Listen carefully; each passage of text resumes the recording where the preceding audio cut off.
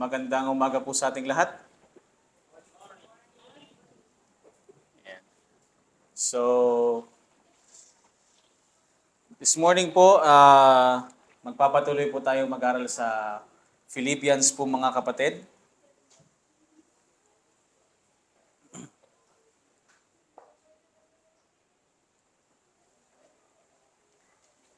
And kung meron po kayong mga Bible sa Philippians chapter number 1, and pagpapatuloy po natin mga kapatid yung atin pong pinag-aaralan dito, and I hope that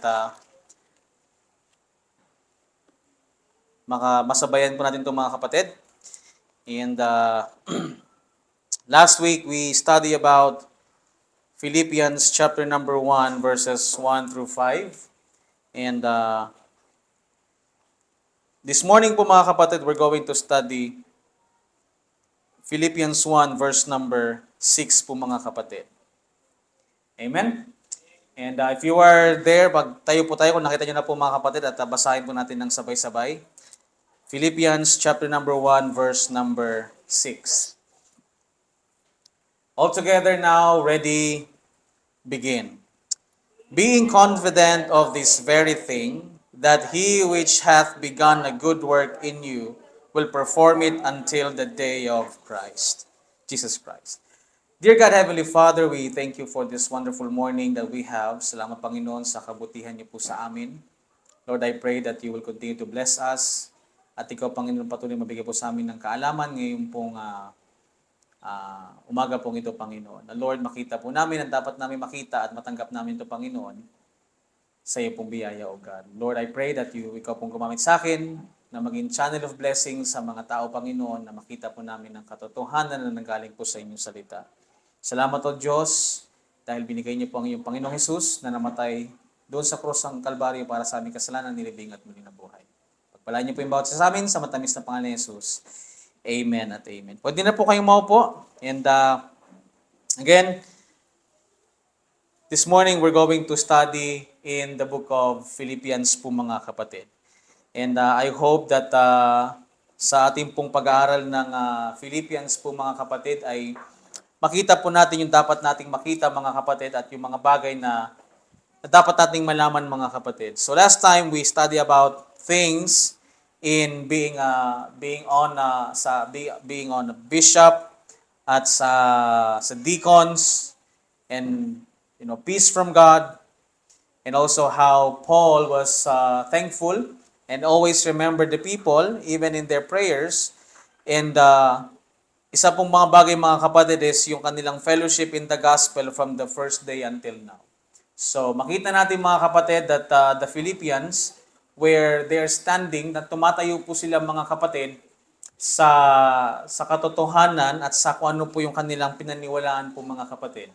At even on the first na time na sila po ay naligtas, sila po ay nabahagian po ng salita ng Diyos, ay hanggang sa ano mga kapatid is nananatili po silang nakatayo sa gospel po na yan mga kapatid. And in verse number 6 po mga kapatid, sabi dito, being confident of this very thing, that he which hath begun a good work in you will perform it until the day of Jesus Christ. Ito pong verse number 6 po mga kapatid, is one of a good verse na makikita natin mga kapatid na makikita mo yung security po ng ating kaligtasan. Because mga kapatid, remember that the moment we got saved, hindi po tayo confident sa ating sarili. Amen? We are not confident kung anong pong ginagawa natin, kung ano pong meron tayo bilang isang Kristiyano mga kapatid, kung bakit nasasabi natin na tayo po ay ligtas, kung bakit nasasabi natin na yung tayo po ay mayroong eternal security, it is not because kung ano po yung ginawa natin. At hindi po tayo confident kung ano po yung magagawa natin mga kapatid. Kasi nga, pwedeng in our journey bilang Kristiyano po mga kapatid, pwedeng baka mahulog ka. Baka matisod ka o baka ikaw mismo ma-stumble ka mga kapatid. Kasi when you try to understand na parang dapat ang Kristiyano ganitong buhay, dapat ganyang buhay, tapos makita mo ngayon mga kapatid, may kapatiran ka na naglalakad na hindi naaayon sa kalooban ng Diyos, pag na-stumble ka mga kapatid, ba't mga kapatid? Isang bagay mga kapatid na tayo po ay naging confident, it is because doon po sa ginawa ng Panginoong Hesus sa cross ng Kalbaryo. Kaya kumaga parang meron tayong boldness na sabihin sa tao na ako ay naligtas dahil po sa ginawa ng Panginoong Hesus sa buhay ko. At yun yung aking tinanggap, yun yung aking pinaniwalaan at naniniwala ko na hanggang sa ako ay mamatay, yan pa rin yung aking paniniwala at ako po ay pupunta ng langit kasi nga pinaniwalaan ko na sapat na yung ginawa ng Panginoong Hesus doon sa cross ng Kalbaryo. Kaya mga kapatid, there's so many people that will try na parang sirain yung bagay niya mga kapatid, but the Bible is very clear. Nang sabi niya dyan, that day he which began a good work in you will perform it until the day of Jesus Christ. Now, the day of Jesus Christ, mga kapatid, until the day of Jesus Christ is the day of yung redemption natin, mga kapatid, dito po sa church po, mga kapatid. But before we go on through that, mga kapatid, basahin muna natin itong verse na ito, mga kapatid, in Romans chapter number 4, verse number 21. Romans chapter number 4, verse number 21. The Bible says there, mga kapatid, and being fully persuaded that he had promised, he was able also to perform it. Now, to perform. Now, mga kapatid, if Jesus Christ gave us a promise, if the Lord Jesus Christ, if God gave us the promise that we can be saved eternally, that we can be saved hanggang sa tayo po ay balikan ng Panginoon or kuhain tayo ng Panginoon po, mga kapatid, we can be confident in that. Kasi nga mga kapatid, hindi naman si pastor yung nag-promise sa'yo niyan. Hindi naman yung nag-share sa'yo ng gospel yung nag-promise ng bagay na yan. Kundi ang nag-promise ng bagay na yan, mga kapatid, he was able also to perform. Ibig sabihin, kayang-kaya niyang gawin yan, mga kapatid. Unang-una nung siya po ay nabayubay doon sa krus ng Kalbaryo, mga kapatid. Imagine mo yung mga bagay na ginawa niya po doon, mga kapatid. But then, kinaya niya po yung bagay po na yan. Siya po ay nilibing at muling nabuhay, mga kapatid. Imagine mo isang sinasabi nilang tao pero nabuhay muli. At nung pagkabuhay niyang muli, mga kapatid, yun po yung nagbigay po sa atin ng victory. Amen? Kaya kung pupunta po tayo, mga kapatid, sa 1 Corinthians chapter number 15, 1 Corinthians chapter number 15, verse number 51. Although mamaya po matatakil po natin to. But mga kapatid, let's go here. Dito na lang po tayo sa 54 po, mga kapatid. So when this corruptible shall have put on incorruption, and this mortal shall have put on immortality, then shall be brought to pass, saying that it is written, death is swallowed up in victory. O death, where is thy sting? O grave, where is thy victory? The sting of death is sin, and the strength of sin is the law, but thanks be to God, which giveth us the victory through our Lord Jesus Christ. So mga kapatid, napakaganda po ng sinabi ng Panginoong Hesus dyan, na mga kapatid, ng ang Panginoon Jesus ay nabuhay muli. That's how we got the confidence sa Panginoon because, mga kapatid, through Jesus Christ, we have a victory. He gives us a victory. Now imagine, mga kapatid, kung ang Panginoong Hesus po ay hindi po nabuhay muli. Everything will be in vain po, mga kapatid. Lahat ng confident na meron ka, lahat ng bagay na meron ka ngayon, mga kapatid, sinasabi mo ngayon, naligtas ka, napupunta ka ng langit, na yung faith of Christ is nandyan, na yung totoo itong bagay na to, yung Bible, lahat yan magiging vain po, mga kapatid. Kaya lang, mga kapatid, we have a confidence in this very thing because, mga kapatid, we know that Jesus Christ raised again. We know that Jesus Christ rose from the dead at nagbinigyan po tayo ng panalo sa mga bagay na meron po tayo, mga kapatid. Kaya, mga kapatid, this is one thing that we have to stand in the faith. Huwag po tayong lumayo sa mga bagay dahil may maririnig ka dyan, ganito, ganyan. Mga kapatid, wala kang ibang paniniwalaan kundi ang Panginoong Hesus. Yung kanyang ginawa dun sa cross ng Kalbaryo po, mga kapatid. Now, this is one of the great verse and important, mga kapatid, na makita mo, mga kapatid, sa buhay po natin, na sinicure ng Panginoon yung buhay po natin. Ngayon, mga kapatid, paano niya po sinicure yung buhay po natin?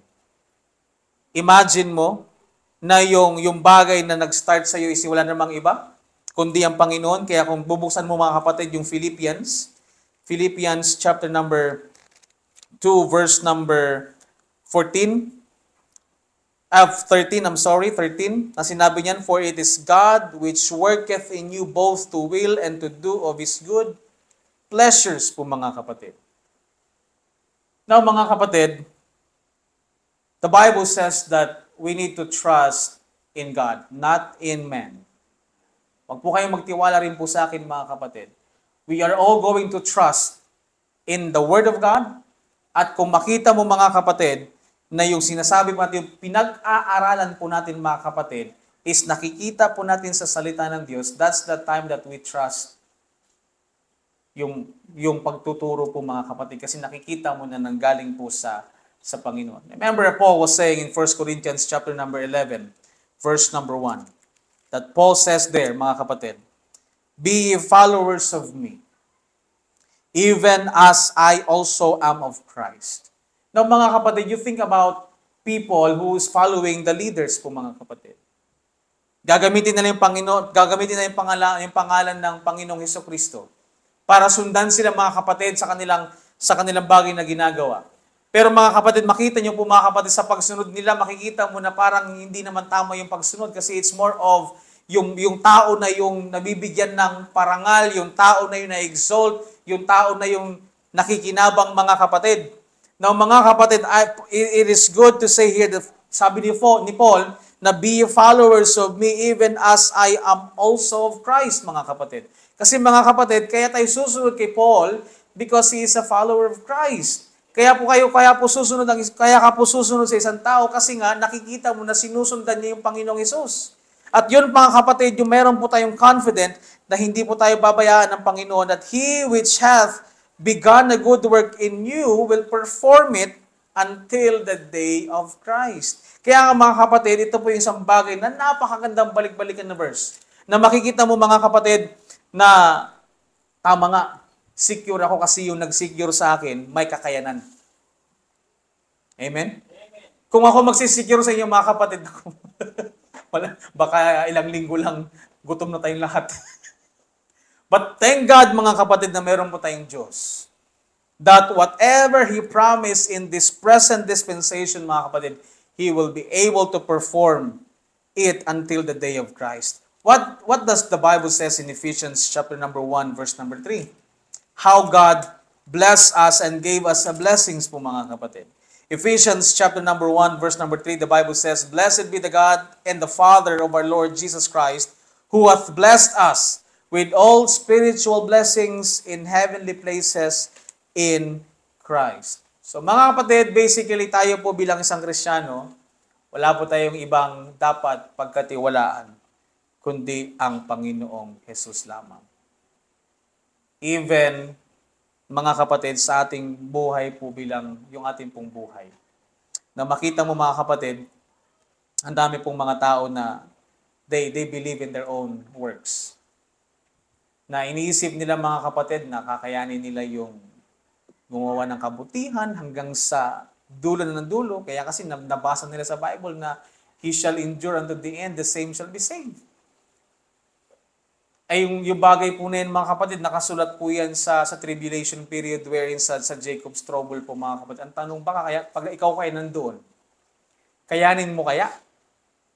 Baka mamaya talagang dahil nga nagutom ka, gustong-gusto mo nang kumain ng masarap, patatakan na ngayon para makakain ka. Kasi mga kapatid, parating po ng panahon na yan, pag wala kang mark, pag wala kang hindi ka makakabili at hindi ka makakabenta. So ang tanong, kakayanin mo kaya yung pag-endure hanggang sa end? Kasi kung hindi mo siya mai-endure mga kapatid, then hindi ka pupunta ng langit. And somehow mga kapatid, dyan po yung mga bagay na hindi mo nakikita. Now mga kapatid tayo, we know that we will be secured until the day of Christ because we know na tayo po ay nakahawak, tayo po ay nakatayo sa ginawa ng Panginoong Hesus doon po sa krus ng Kalbaryo, na yun lamang ay sapat na para tayo po ay mapunta ng langit. Amen? At alam natin na until the day mga kapatid, yung bagay po na yan is secure tayo hanggang sa dumating yung Panginoon. Now mga kapatid, the day of Jesus Christ, kasi meron pong, makikita mo sa Bible na meron pong word na day of Christ and day of the Lord. So yung day of Christ mga kapatid at yung day of the Lord is a different event. Now mga kapatid, we will try to prove that in this, ito po sa ating pong pag-aaralan na magkaiba po itong day of Christ and day of the Lord. Now dito po sa Philippians 1 verse number 6, nagsabi po yung Bible na the day of Jesus Christ po mga kapatid. Now in here, makita natin ano ba yung day of Christ or day of Jesus Christ po mga kapatid. Now what we are going to do mga kapatid is mag-open po tayo ng Bible, ng mga verses para makita natin kung ano po ba itong day of Christ po na ito mga kapatid. Let's open our Bible in the book of 1 Corinthians chapter number 1 verse number 8. The Bible says there mga kapatid,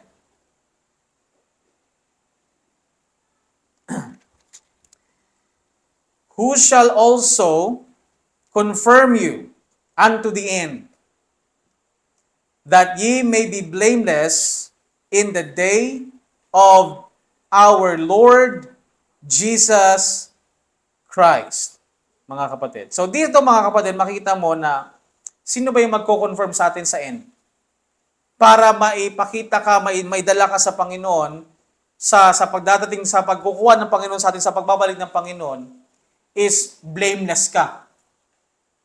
Remember mga kapatid that it is because of the Lord Jesus Christ's finished work on the cross, kaya po tayo nalinis. Kaya po tayo napatawan.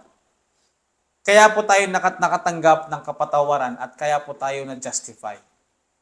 Now mga kapatid, it is Jesus Christ who will confirm you that you may be blameless in the day of Jesus Christ. Kaya mga kapatid, kung wala po tayong banal na spirito sa atin po na nag-sealed yung Holy Spirit sa atin, Holy Spirit of promise, kung hindi po naselyuhan ang isang tao ng banal na spirito mga kapatid, you will never be in this day.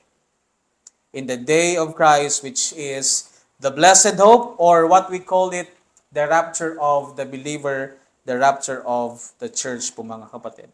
Another verse po mga kapatid is in 2 Thessalonians chapter number 2, verse number 2. The Bible says there mga kapatid, that ye be not soon shaken in mind, or be troubled, neither by spirit, nor by word, nor by letter from us, as that the day of Christ is at hand. So meaning mga kapatid, pag sinabing at hand po mga kapatid, nandyan na, parating na. Remember nung sa panahon din na yung sa panahon din ng earthly ministry ng Panginoong Hesus, the kingdom is at hand. Kasi nga nandyan na sana, nandyan na yung Panginoong Hesus. Kaya lang mga kapatid, nagkaroon po ng full rejection yung mga Israel, kaya na-postpone po yung kingdom program po mga kapatid. At ang nangyayari po ngayon is naisingit po yung dispensation of the grace of God. Kaya ito siya ngayon mga kapatid. Now, let no man deceive you by any means, for that day shall not come except there come a falling away first, and that man of sin may be revealed, the son of perdition, who opposeth and exalteth himself above all that is called God, or that is worshipped, so that he is a God sitteth in the temple, and showing himself that he is God. Remember ye not that when I was yet with you, I told you these things. Kasi mga kapatid, mangyayari po kasi na in tribulation period, i-reveal talaga yung Antichrist. But in here mga kapatid, in verse number 6, and now you know that withholdeth that he might be revealed in his time. Pero ito mga kapatid, in verse number 7, dito mo makikita na hindi pa siya nare-reveal. But nag-work na po siya mga kapatid. For the mystery of iniquity doth already work. Only he who now letteth will let until he be taken out of the way. So ngayon mga kapatid, we know that in Ephesians, nakita natin that yung spirit sa mga children of disobedience ang nag-work po niyan is yung spirit ng kalaban po mga kapatid. And then mga kapatid, pagdating po ng panahon, and then shall that wicked be revealed, whom the Lord shall consume with the spirit of His mouth and shall destroy with the brightness of His coming. Now, by that mga kapatid, I think he was more talking about the second coming na po yung mga kapatid. But he was trying to say to us, Apostle Paul, that yung bagay na i-reveal in His time, yung bagay na ipapakita ng Diyos, ipakikilala na i-reveal niya mga kapatid, sa ngayon nag-worth na siya.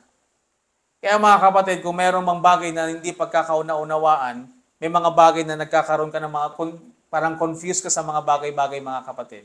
Ang sabi ng Bible, for God is not the author of confusion. So sino ang nagko-confuse sa mga kapatid? Walang iba kundi yung kalaban mga kapatid. It is Satan who is the author of confusion. Kasi mga kapatid, ayaw niya pong makita mo yung light of the glorious gospel of Christ po mga kapatid. So you can see around the world mga kapatid, na yung mga tao makita mo iba't iba yung mga paniniwala. Iba yung paniniwala nito, iba yung paniniwala niyan. Ngayon mga kapatid, sino ang nagbigay ng confusion na yan? Na-imagine mo mga kapatid, yung law tsaka yung grace pinagsasama, yung law tsaka itong sa panahon natin ngayon na biyaya ng Diyos, minimix nila mga kapatid. Sino po yung may kakagawa niyan? Satan. Siya po ang may kagawa niya mga kapatid. Even po mga kapatid sa sulat, sa banal na kasulat ng mga kapatid, he is the one that doing everything mga kapatid. Bakit po mga kapatid? Because he wanted to exalt himself as of God. Even he wanted as God mga kapatid. Pero mga kapatid, hindi po yung nahahayaan ng Panginoon. But tayo po mga kapatid, we are in this blessed hope po mga kapatid. Titus chapter number 2. Titus chapter number 2 verse number 13. Yan po yung ating verse na yan mga kapatid. Sabi niya diyan, looking for that blessed hope and the glorious appearing of our great God and our Savior Jesus Christ. So mga kapatid, tayo pong mga Kristyano, ito po yung ating nilulook forward. Ito po yung ating looking mga kapatid sa buhay natin. Somehow, grabe ng distress dito sa mundo, grabe ng nangyayari dito sa mundo, at anumang mangyayari dito sa mundo mga kapatid, we are still looking for that blessed hope. Na kahit anong hirap dito sa mundo mga kapatid, someday if we are saved by the finished work of the Lord Jesus Christ, we'll be there. We'll be there in the blessed hope with the Lord Jesus Christ. Verse number 14, who gave Himself for us, that He might redeem us from all iniquity, and purify unto Himself a peculiar people, zealous of good work. These things speak and exhort and rebuke with all authority, let no man despise thee. Kaya mga kapatid, ito po yung ating confident, na meron po tayong confident and in this very thing. Na anumang mangyari dito sa mundo mga kapatid, we are looking forward sa blessed hope. We are looking forward that God will caught up and be with Him in the air. And we will be forever with the Lord. Amen? That's our blessed hope. That's the promise of God sa atin po mga kapatid. Kaya dapat talaga natin mga kapatid talagang maintindihan at makita itong bakit ito because ito po isang napakagandang promise ng Panginoon po sa atin mga kapatid. Another verse po mga kapatid is on 1 Thessalonians chapter number 4 verse number 14. 1 Thessalonians chapter 4 verse number 14, it talks about the rapture po mga kapatid. Ito po yung day of Christ po mga kapatid. Mag-start tayo ng verse number 13. 13. Sabi dyan mga kapatid, but I would not have you to be ignorant, brethren. So ayaw ni Paul na ang mga kasamahan niya, mga kapatiran, mga ligtas, is maging ignorant sa bagay po na ito mga kapatid. Concerning them which are asleep, that ye sorrow not, even as others which have no hope. Now mga kapatid, pag meron pong, di ba, pag halipawan ganito, namatayan tayo ng kamag-anak. At alam mo, yung kamag-anak mo, yung mahal mo sa buhay ay ligtas. Ang sabi ni Apostle Paul, huwag kang magsorrow na katulad ng hindi po ligtas. Natural man iiyak ka kasi syempre mahal mo ngayon sa buhay. But yung sorrow mo mga kapatid, it is not like unto them. Kasi nga even though we mourn, even though we sorrow, na alam mo yung mahal natin sa buhay, yung tao na yan is mahal mo, at alam mong ligtas siya mga kapatid, it's normal na mag-sorrow ka at mag-mourn ka. Pero ang sabi ni Apostle Pablo mga kapatid, hindi ka dapat mag-sorrow na katulad ng iba na walang hope. Kasi mga kapatid, ano pong hope na meron kayo niyan? Magkikita lang tayo muli. Amen? Magkikita tayong muli sa langit. So mga kapatid, ayaw ni Paul na maging ignorant tayo sa bagay po na yan. Kaya ang sabi niya, for if we believe that Jesus died and rose again, kung ito yung paniniwala nating parehas nating lahat mga kapatid, even so them, at itong mga namatay which sleep in Jesus, sabi niya, will God bring with Him. For this we say unto you by the word of the Lord, that we which are alive and remain unto the coming of the Lord shall not prevent them which are asleep. For the Lord Himself shall descend from heaven with a shout, with the voice of the archangel, with the trump of God, and the dead in Christ shall rise first. So mangyayari mga kapatid, ang order niyan, yung mga nauna sa ating, halimbawa, naabot ng mag-rapture bukas. Hindi natin alam. Amen. So shall we be with the Lord. Kung naabutan ka na wala ka pang asawa, wala ka pang anak, mga kapatid, huwag mo nang pangarapin muna kung bukas na yung rapture po mga kapatid. Because the very thing na mangyayari sa buhay mo is nandoon na. Lahat. Yung mga namatay na nauna sa ating namatay na kay Kristo, sila yung magre-resurrect mga kapatid. Pero wala tong animation na. Kung mahilig ka mag-isip mga kapatid ng alam mo yung parang gusto mong maisip yung animation ng mga bagay na yan, ikaw lang. Pero mga kapatid, ito kasi, pagbalik natin ito sa 1 Corinthians 15, makikita mo kung gaano siya kabilis mangyayari. In a twinkling of an eye. Ganun kabilis mga kapatid. Kaya mga kapatid, parang ano yan, kaya kailangan everyday, dapat ready ka. I mean, hindi ka ready na yung tipong magbabalik na yung ready ka. But, ibig sabihin, ready ka na alam mo ligtas ka. You're ready, kung dumating yung Panginoon, kasama ka sa kanyang kukunin. Kaya nga, ganun siya mga kapatid. So mga kapatid, ang sabi niya dyan, verse number 17, that we which are alive and remain shall be caught up together with them in the clouds to meet the Lord in the air. And so shall we be ever with the Lord. Amen? We will be ever, hindi ka na magkakaroon ng cancer mga kapatid, hindi ka na makakaramdam ng sakit. At salamat sa Diyos sa bagay po na yan mga kapatid. Wherefore, ang sabi ng verse number 18, comfort one another with these words. Kasi mga kapatid, ito po yung isang magandang comfort po sa atin. Naghihirap tayo ngayon, naghihirap tayo dito. Nako-compare natin yung sarili natin na bakit parang yung mga hindi naglilingkod, mas may pera pa kaysa sa atin naglilingkod, mga kapatid. Huwag mo i-compare yung sarili mo sa mga ganyang bagay, mga kapatid. Kasi pag dumating yung panahon, makikita mo kung paano mag-turn yung table po, mga kapatid. That even ikaw nandun ka sa napakagandang buhay sa langit. And ito mga kapatid, ito po ay eternally. Hindi ang usapan po ito, hindi lang po ito 60 years again. 70 years. This is eternally, meaning wala pong katapusan. Habang buhay na yan mga kapatid. Kaya mga kapatid, napaka dapat may bahagi natin to sa ating mga mahal sa buhay na ito yung mangyayari sa panahon. Ito po yung sinasabi na day of Christ. Now let's go back mga kapatid sa 1 Corinthians chapter number 15. Nang sabi dyan mga kapatid, verse number 50. Mag-start po tayo magbasa ng 52. 1 Corinthians 15 verse number 52, the Bible says, mga kapatid, in a moment, in a twinkling of an eye. Isa yan sa mga ipapakanta ko sa inyo sa anniversary. May kanta kasi yan about rapture at maganda yun siya mga kapatid. Kaya lang hinahanap ko pa at ipapapractice ko po yan sa inyo. Sabi niya dyan, in a moment, in the twinkling of an eye, at the last trump, for the trumpet shall sound, and the dead shall be raised incorruptible, and we shall be changed. For this corruptible must put on incorruption, and this mortal must put on immortality. So when this corruptible shall have put on incorruption, and this mortal shall have put on immortality, then shall be brought to pass the saying that is written, death is swallowed up in victory. Amen? Mga kapatid, ito pong katawan na meron po tayong mga kapatid, ano to? Corruptible po ito. Kaya mamamatay ito mga kapatid. Pag nilibing to, mawawala to, di ba? May iwan, buto lang tsaka yung buhok. Ibig sabihin, nabubulok siya. Corruptible siya. At bakit mga kapatid, kinakailangan pong palitan ng Panginoon?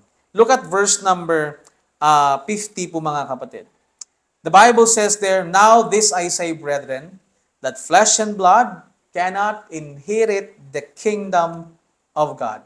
Neither doth corruption inherit, ano sabi dyan? Incorruption. That is why mga kapatid, this body will be changed. From corruption to incorruption. From corruptible to incorruptible. From mortality, kasi mortal to to immortality, meaning hindi na po mamamatay mga kapatid. Amen? That is the day of Jesus Christ and forward going on sa heaven po mga kapatid. Now, go on sa Romans chapter number 8. Romans chapter number 8, verse number 23. Romans 8:23, the Bible says there mga kapatid, and not only they, but ourselves also which have the first fruit of the spirits. Even we ourselves grown within ourselves, tinan mo mga kapatid, waiting for the adoption, to wit, the redemption of our body. Yung bagay po na mangyayari mga kapatid sa day of Christ, that's the day of redemption. And that's the day of the redemption of our body. Bakit mo nasabing body yung i-redeem mga kapatid? Very clear naman sa 1 Corinthians na binasa natin na i-change yung vile body po natin mga kapatid. Kasi nga mga kapatid, the moment we got saved, yung soul natin is already blameless na. Ibig sabihin, nalinis na ng Panginoon. Kaya nga mga kapatid, bakit nandito ka pa sa katawan na to? Pagka nandito ka, meaning you're absent with God. Absent with the Lord. But wala ka na dito, you're present with the Lord. But yung pag-redeem ng body, yung paglagay ng incorruptible body sa mga kapatid, is a day of redemption pa. So yun po yung hinihintay natin. Yun po yung term na sinasabi nating rapture po mga kapatid. That God will redeem the body of Christ, the church of God po mga kapatid. Kasi nga, i-change yung ating pong body. No wonder mga kapatid, sinabi po dito sa Ephesians chapter number 1, verse number 13. Nang sabi niya dyan, in whom ye also trusted, after that ye heard the word of truth, the gospel of your salvation, in whom also after that ye believe, ye were sealed with that Holy Spirit of promise, which is, verse 14, the earnest of our inheritance. Until when? Until the redemption of the purchased possession unto the praise of His glory po mga kapatid. Now, yung sealing po ng Holy Spirit mga kapatid sa atin is until the day of redemption. That's one thing that we inherit from the Lord. Na pagdating ng redemption mga kapatid is that we are going to be with the Lord and our body will be changed. Ephesians 4:30 po mga kapatid, and grieve not the Holy Spirit of God, whereby ye are sealed unto the day of redemption. Kaya mga kapatid, napaka-bless po natin kasi nga yung kaligtasan po natin, hindi po tayo yung nag-seal. Yung kaligtasan po natin mga kapatid, hindi po tayo ang nag-secured. Kundi ang Panginoong Hesus ang nag-secured na ito mga kapatid. Hanggang kailan? Hanggang sa day of Jesus Christ. Now, to compare that mga kapatid, what is the day of the Lord? The day of the Lord is God will deal to the nation of Israel again. The day of the Lord is more of mangyayari after the day of Christ. Kasi yung day of Christ, pupunta na tayo sa langit, we are there in the air, Then we will be with the Lord forevermore. Tapos mga kapatid, may mangyayari sa lupa. Yun na yung tinatawag nila mga kapatid, yung tribulation period. So mga kapatid, yan po yung mangyayari dito sa baba. At yung mga maiiwan dito mga kapatid, yun yung nakakaawa. Kasi wala na, kumbaga parang yung dealing ng Panginoon sa biyaya, sa panahon ng biyaya. Kasi napakaganda ng ano ito. Kumbaga parang, imagine mo wala kang gagawin para maligtas ka. Dito mga kapatid, pagdating mo dito mga kapatid sa tribulation period, you will do a lot of things. But mga kapatid, I hope that we know our salvation at tama po yung ating pong kaligtasan. Now, 1 Thessalonians chapter number 5. 1 Thessalonians chapter number 5, verse number 2. The Bible says there, mga kapatid, for yourselves know perfectly that the day of the Lord, nakita yan, the day of the Lord, so cometh as a thief in the night. Kaya makikita mo mga kapatid, yung day of the Lord, kasi yung, di ba, yung thief in the night, hindi mo naman alam kung kailan ka nanakawan eh. Tama? Alam mo ba? Magtataw po ba yung magnanakaw sa iyo? Kaya pupunta rin sa inyo, Sis Gia, mga Friday ha, magnakaw kami diyan sa bahay niyo. Kaya be ready. Hindi naman siguro magaganyan yung magnanakaw. Ang characteristic na magnanakaw mga kapatid, hindi mo alam kung kailan siya papasok. Hindi mo alam kung kailan siya magbi-break or magbi-break sa bakuran mo mga kapatid. But ang sabi ng Bible, the day of the Lord so was cometh as a thief in the night. Hindi mo alam kung kailan. Although nagbigay po siya ng mga signs and so forth po mga kapatid. Yung mga earthquakes ngayon mga kapatid, hindi pa yan yung mangyayaring earthquakes pag bumalik yung Panginoon. Yung thunder na naririnig nyo nakaraan, pati yung kulog at kidlat, hindi lang po ganyan yung mangyayaring kidlat mga kapatid. But mga kapatid, let's go on verse number 3. Sabi dito, verse number 3 ng 1 Thessalonians 5, for when they shall say, peace and safety, the sudden destruction cometh upon them as travail upon a woman with child, and they shall not escape. But ye, brethren, are not in darkness, that the day should overtake you as a thief. Ye are the children of light, and the children of the day. We are not of the night, nor of the darkness. So mga kapatid, we are different into that, mga kapatid. Pero mga kapatid, ang nangyari po kasi dito sa tribulation period, mga kapatid, pagtapos mo ng rapture, meron pong magpapakilala na Kristo or Jesus Christ. At madideceive itong mga Israel na itong mga kapatid. Kasi akala nila, siya na yan. Yeah, parang, I come in peace. So meron siyang bow, pero wala siyang arrow. So meaning, hindi talaga siya lalaban. So akala ng mga Israel, mga kapatid, ito na yung kanilang Christ, ito na yung kanilang Messiah, ito na yung kanilang King kasi parang si Buzz Lightyear. Ano si Buzz Lightyear? I come in peace. I am Buzz Lightyear, I come in peace. So ganun po yung Antichrist mga kapatid. So akala ng mga Israel, ito yung Panginoon. But later on, sa middle mga kapatid, they will realize nila that they will break the law po mga kapatid. As so forth sa sinasabi po ni Daniel, sa sinasabi po ng Matthew, but wag muna natin talakayin ngayon mga kapatid. Kasi mahaba po talakayin yan. But hopefully, next time sa ating pong Sunday school, magkaroon po tayo ng mga ganyang klaseng mga topic mo mga kapatid. But we'll touch that on that time po mga kapatid. Ngayon mga kapatid, isang bagay nito is may kumpara lang natin yung Day of Christ at yung Day of the Lord po mga kapatid. Another one po mga kapatid is on 2 Peter chapter number 3 verse number 10. 2 Peter chapter 3 verse number 10. Na ang sabi po dyan ni Peter, but the day of the Lord will come as a thief in the night, in the which the heavens shall pass away with great noise, and the elements shall melt with fervent heat. The earth also and the works that are therein shall be burned up. So that's the day of the Lord mo mga kapatid. So iba yung day of Christ. Yung day of Christ po mga kapatid is kukunin niya po yung kanya. Yung day of the Lord po mga kapatid is kailangan manatili yung kanya. Nakuha niyo po mga kapatid, so merong pagkakaiba. Kasi pag nawala sa day of the Lord, pag nawala yan mga kapatid, meaning, hindi ka sa Kanya. Kasi sa atin, pag naiwan ka, hindi ka sa Kanya. Sa kanila mga kapatid, kailangan manatili ka sa Kanya. Kasi pag hindi ka natili, patay ka mga kapatid. Meaning, di ba, parang sa Matthew, may sinasabi din yung isa nawala, yung isa na natili, yung isa tinake, yung isa naiwan. Bakit?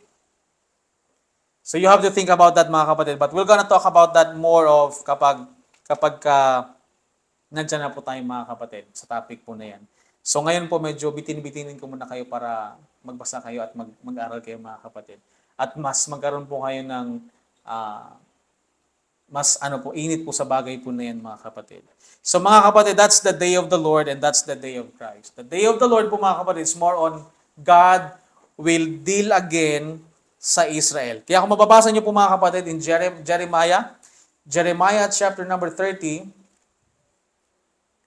verse number 7. The Bible says, "Alas, for that day is great, so that none is like it. It is even the time of Jacob's trouble, but he shall be saved out of it." Jacob's trouble. Pag sinabi mong Jacob's trouble, sino yung mga tribe ni Jacob? Yung 12 tribes of Israel. So magdidil ulit ang Panginoon sa kanila po mga kapatid. So mga kapatid, the day of Christ is when the Lord Jesus Christ will take all the body of Christ na magiging sa Kanya at mapapasa Kanya ng mga kapatid. In Ephesians chapter number 2, verse number 6, the Bible says there mga kapatid, "And hath raised us up together and made us sit together in heavenly places in Christ Jesus." So this is the day of Christ. At yung isa po mga kapatid na pinag-usapan po natin is the day of the Lord. At kung maiintindihan mo yung day of the Lord, kung alam mo na at may idea ka na sa tribulation period hanggang revelation po mga kapatid, at naiintindihan mo siya ng tama, hindi mo gugustuhin maiwan ka sa tribulation period.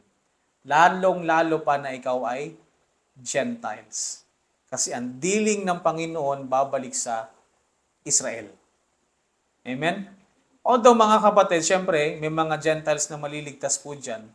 Kasi nga parang unknowingly na matulungan nila yung mga Hudyo, mabigyan nila ng tubig, mapatira nila, maruga nila. So at least, kung alam mo naman yung gagawin mo sa tribulation period, yun na lang gawin mo pag naiwan ka. Pag may Hudyo dyan, alagaan mo lang, pakupkupin mo, dito ka sa kami magtira. Para pag judgment of the nation, tinulungan mo yung akin, may enter ka sa millennial kingdom. Kaya lang, mga kapatid, magkaiba tayo ng dimension. Alam niyo, hindi just sorry for the word dimension po mga kapatid. Kasi, dediretso ka sa New Jerusalem and New Earth. But yung body of Christ, mananatili yan sa heaven at sa new heaven po mga kapatid. So, kung makikita naman tayo, hello, basta ka dyan. Mga kapatid, mas gugustuhin mo na sa panahon ngayon na maligtas ka na dapat at maisabi natin to sa ating mga pamilya. Kasi ito po yung dapat nilang marinig. Whether tanggapin nila o hindi, at least marinig po nila mga kapatid. Amen? This is the thing that the blessing to us, that we are raised us up together. Kasi nga, di ba, patay tayo niyan, we will be raised up with the body of immortality mga kapatid. At anong sabi yan? And made us sit together. Where mga kapatid? In heavenly places as in grace, as, saan ba ako? Places in Christ Jesus. Amen? We will be there forever, mga kapatid. That's the promise of God to us. In verse number 7, that in ages to come, He might show the exceeding riches of His grace in His kindness toward us through Christ Jesus. Amen? Kaya mga kapatid, when the Bible says being confident in Philippians 1:6, being confident in this very thing, it's on the fellowship of the gospel, that He which hath begun a good work in you, in us, will perform it until the day of the Lord Jesus Christ. Amen? Kaya mga kapatid, let's just magpagamit lang sa Panginoon. Huwag po nating hayaan na sirain ng temptasyon ang buhay natin bilang isang Kristiyano. Huwag po nating hayaan na dahil lang sa temptation or dahil lang sa kahirapan ng buhay, dahil lang sa mga bagay-bagay na nangyayari po sa atin, na mawala po tayo sa kalooban ng Diyos. Kasi mga kapatid, sayang naman, nandun ka nga sa langit, pero anong meron? Kasi meron po doong judgment seat of Christ. Huwag po natin sayangin. At tandaan natin mga kapatid, dito po sa mundo, wala pong eternal life dito. Amen? Whether you like it or not, whether you are in a good health or not, darating po yung panahon na tayo po ay mamamatay. Pero ang kagandahan niyan mga kapatid, bago tayo mamatay, kung ikaw ay ligtas na, amen. Pero bago ka mamatay mga kapatid, you have done and you've surrendered, give your life to our Lord. Kasi mga kapatid, parating dun sa langit, yun ay magmamatter kung ano po yung nagawa natin dito sa mundo. Kaya mga kapatid, stay lang po tayo sa ministry. Let us love the ministry. Let us support the ministry on how we can support it. Kasi mga kapatid, everything will be pay off. Last verse, 1 Corinthians 15:58. For our encouragement, mga kapatid. The Bible says there diyan, para ma-encourage tayo mga kapatid that we're going to stay in the will of God. 1 Corinthians chapter 15 verse number 58. Therefore, yun na, mga kapatid, my beloved brethren, mga minamahal kong kapatiran, be ye steadfast, unmovable. Anong sabi niya sa pangalawa? Always abounding in the word of the Lord. For as much as ye know that your labor is not in vain in the Lord. Kaya mga kapatid, kung sa tingin mo napapagod ka rito sa ministry, natural mo mapagod tayo mga kapatid. Nakakapagod nga mag-drive. Nakakapagod nga matulog. Minsan nga, pag sobrang-sobrang ng kaya mo, nakakapagod din kumain. Parang grabe naman kain ko mga kapatid. So mga kapatid, it's normal na mapagod po tayo sa isang bagay. But always abounding in the work of the Lord. For as much as you know that your labor is not in vain with the Lord. Maybe hindi po tayo ma-appreciate ni Pastor. Maybe hindi nakita ni Pastor yung ginawa mo dito sa church. Maybe you do it on your own and yung purpose mo is just you wanted to glorify God alone and alone. Or maybe nakita ni Pastor pero hindi kanya na-appreciate. Si Pastor pwedeng makalimot. Pero ang Diyos, hindi makakalimot kung tama yung ginagawa mo para sa Kanya. Amen? That's a wonderful thing to do mga kapatid while nandito pa tayo sa lupa. Because we will be forever with the Lord. Amen? Let us pray. Dakilang Diyos na makapangyarihan sa lahat. Salamat Panginoon sa oras na to na pinagkaloob niyo po sa amin. Salamat Panginoon sa inyo pong salita. Salamat o Diyos sa kaligtasan na meron po kami, that we are very confident in our salvation because it is the finished work of the Lord Jesus Christ ang gumawa nito, Panginoon, ang nagtrabaho ng lahat na ito, Panginoon. And through that, Panginoon, we put our trust and faith in the faith of our Lord Jesus Christ in the cross of Calvary, Panginoon. That someday, Panginoon, when we die, we will be ever with the Lord forever, Panginoon. Salamat, Panginoon, sa iyo pong katapatan sa amin. Salamat, Panginoon, sa inyo pong mga biyaya at sa inyo pong mga pangako sa amin, Panginoon, na ito po yung aming inahawakan, Panginoon, habang kami po ay nabubuhay. Lord, thank you for everything that you have done in our lives. In Christ Jesus' name I pray. Amen at amen. Tawagin natin si Brother Jesus para sa ating closing hymn.